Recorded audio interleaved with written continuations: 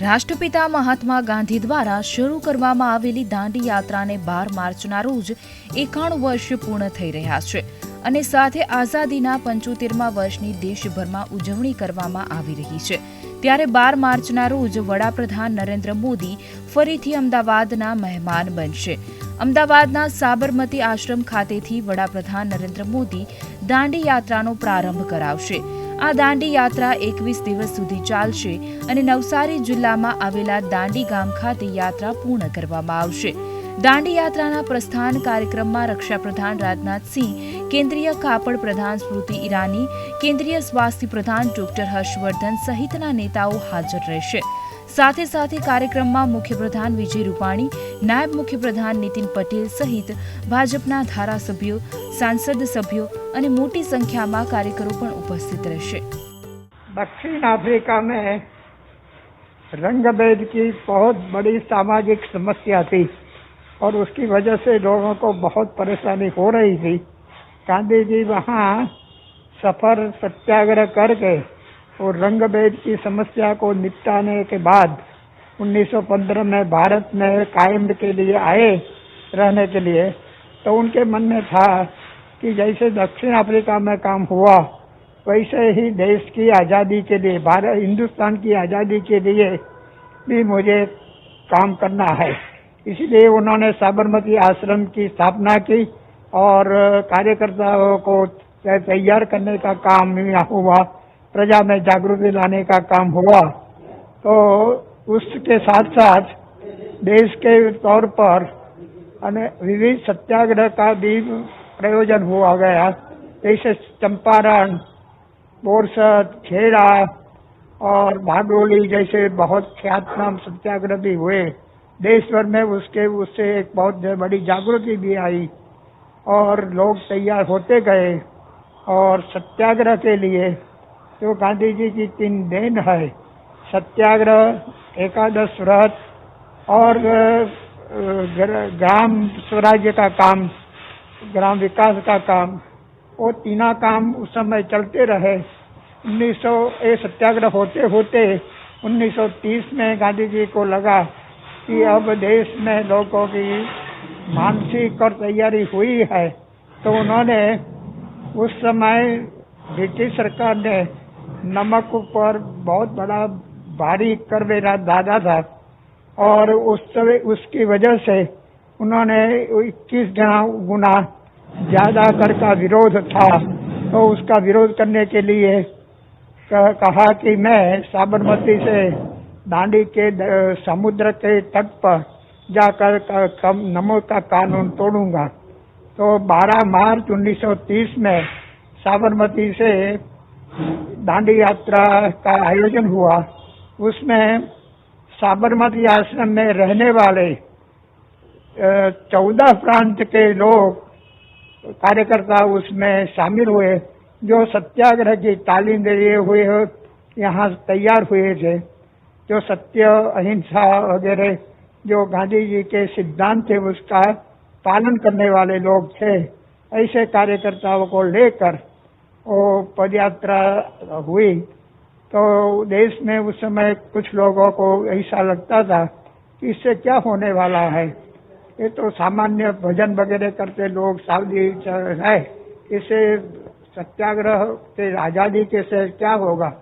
लेकिन 24 दिन की यात्रा में देश भर में ऐसा वातावरण बना और एक प्रकार का जो देश में परिस्थिति पैदा हुई।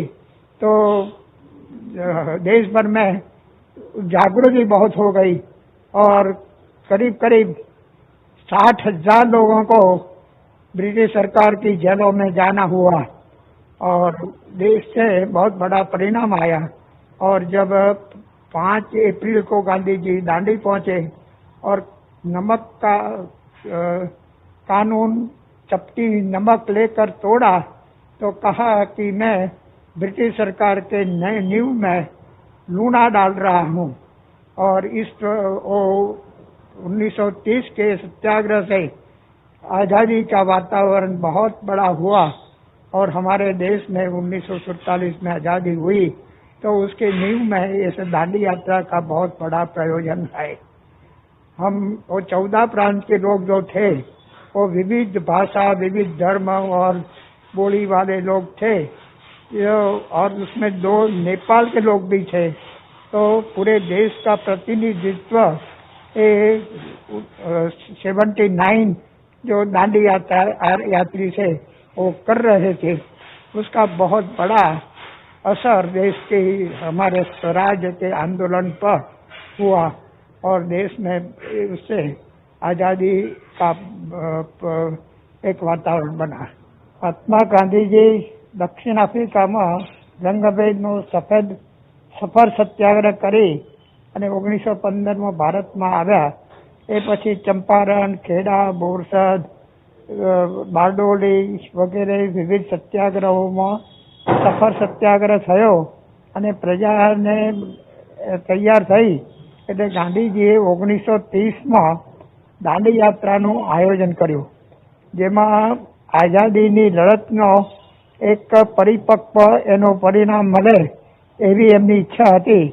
એ દરમિયાન અંગ્રેજ સરકારે હિન્દુસ્તાનના જે મીઠાના ઉત્પાદન હતું તેમાં બહુ મોટી જકાત નાખી, 21 ગણી વધારે।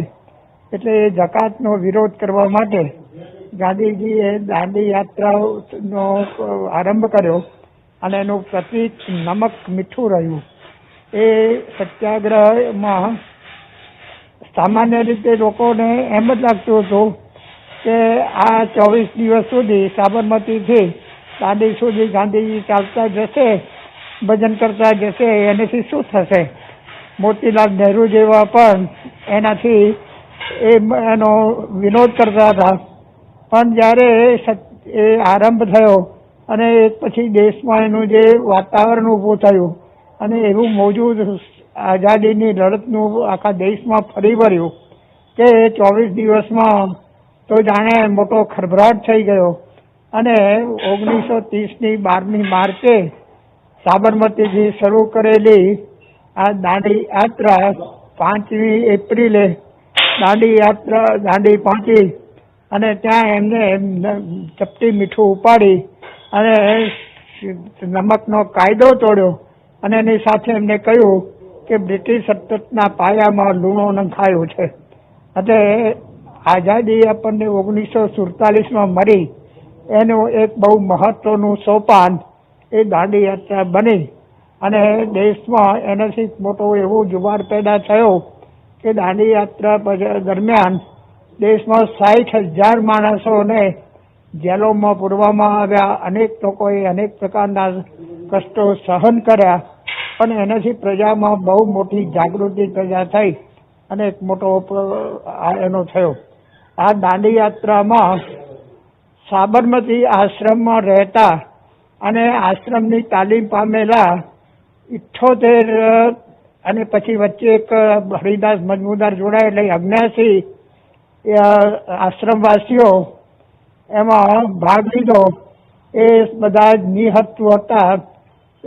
કાતણ, ભજન અને ગામોના વિકાસના કામો અને ગામોના પ્રશ્નોનો ઉકેલ કરતા કરતા આ યાત્રીઓ ચાલતા હતા। એટલે બધા જ સાબરમતી આશ્રમમાં સત્યાગ્રહની તાલીમ પામેલા સૈનિકો હતા।